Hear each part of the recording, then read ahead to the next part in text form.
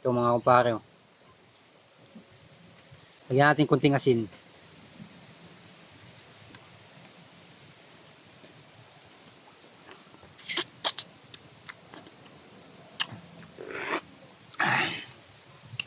The best.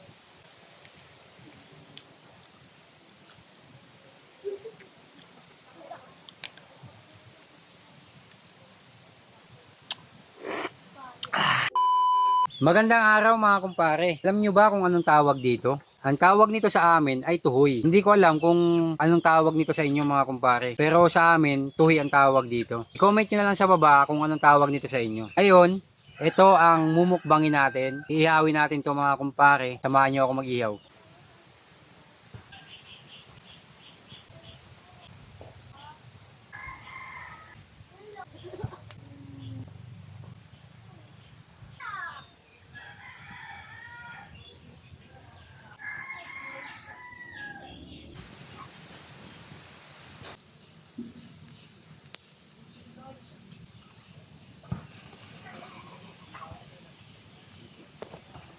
Yon mga kumpare, okay na yung inihaw natin na tuhoy. Eto na. May kalamansi tayo dito. At meron tayong kaunting asin kasi yun lang ang ilalagay natin sa tuhoy habang kinakain natin. So, tara na. Tikman natin ang unang lagyan natin ng kalamansi. Ito mga kumpare.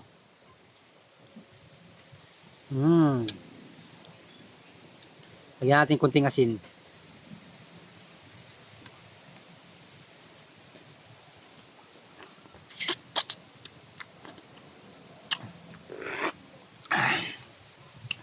The best. The best mga kumpare.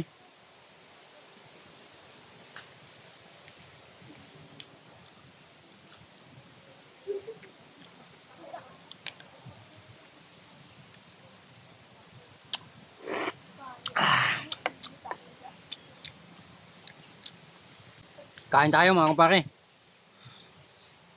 The best, the best.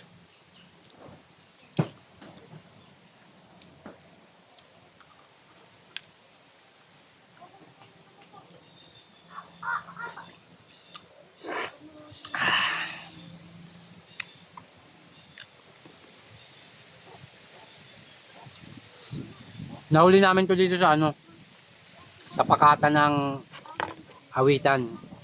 Nagano kami, nagtuhoy kami kahapon. Kahapon kasama ko yung mga tropang looban. Yan, shoutout sa mga tropang looban. Ayan, i-follow nyo sila guys. Ayan yung page nila. Nasa screen. Follow nyo sila guys. Binablog nila yung mga seafood sa dagat. Kung paano nila kinukuha. Siyempre makakasama nila ako dyan minsan. Sarap.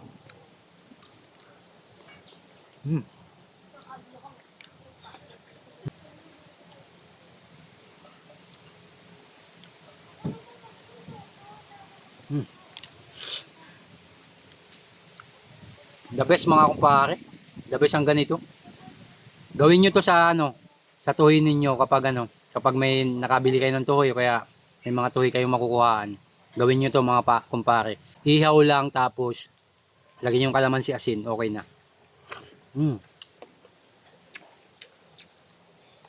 Sarap.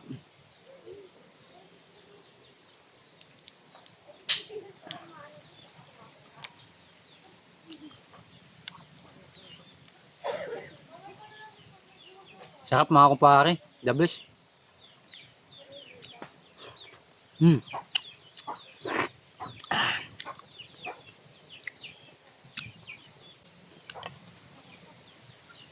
Kalamansi. Natin ng kaunting asin.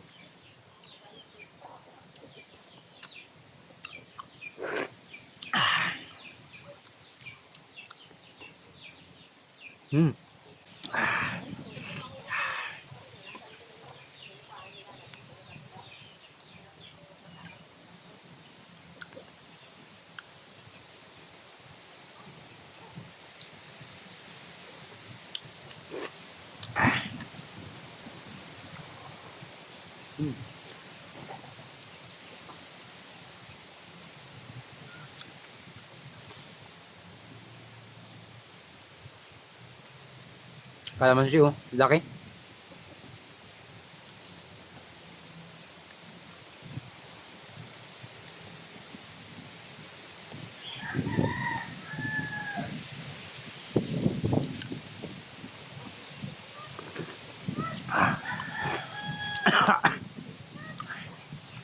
Hmm.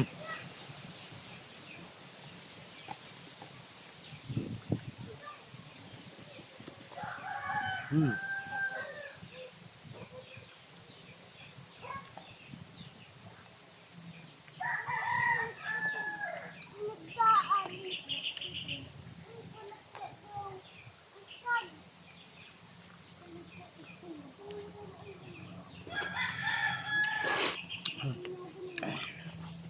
The best mga kumpare.